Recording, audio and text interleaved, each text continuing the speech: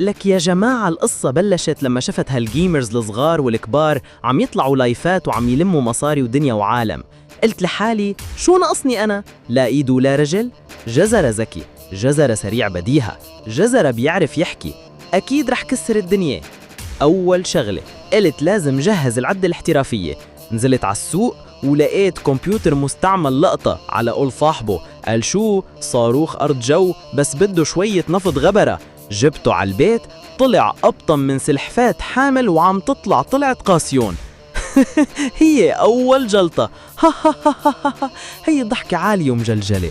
والسماعات استعرت سماعات من ابن الجيران اللي بيشتغل بكول سنتر، بتسمع فيها صوت اللي عم تحكي معه وصوت أمه عم تطبخ جنبه.